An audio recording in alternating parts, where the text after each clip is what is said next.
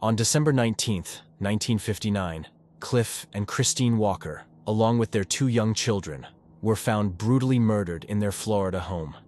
The crime scene was gruesome. Christine had been brutally beaten, raped, and shot. Clif and their 3-year-old son Jimmy gunned down, and 23-month-old Debbie drowned in the bathtub after being shot. Clif and Christine Walker seemed to live a normal life. High school sweethearts. They had married in 1955 and started a family. Clif worked as a cattle rancher on Palmer Ranch. Christine was a social and outgoing young mother devoted to her children. Together, they lived a simple life in a modest home on the ranch. The day before their deaths, the Walkers had spent time visiting car dealerships, hoping to trade in their 1952 Plymouth for a newer vehicle. Christine had also told relatives that Clif had been in an altercation earlier that day. However, she did not go into detail. On the day of the murders, Christine brought the children to visit Clif at work around 3:45 p.m. She returned home a short time later, with Clif and the children following shortly after in his Jeep.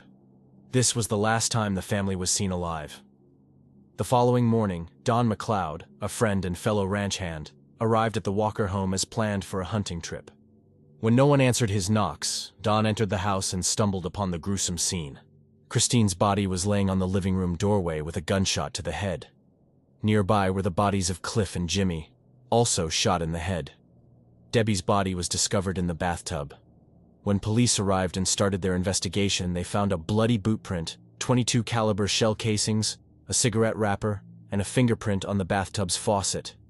Several personal items were missing from the home, including Clif's pocket knife, Christine's high school majorette uniform, and their marriage certificate. Police were baffled by how the killer entered the home without alerting the family's 3 hunting dogs, which were found unharmed outside.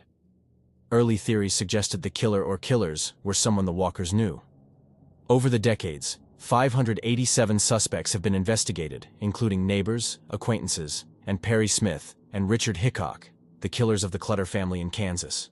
While Smith and Hickock were seen near the Walker home and linked by circumstantial evidence, fingerprint and later DNA tests were inconclusive.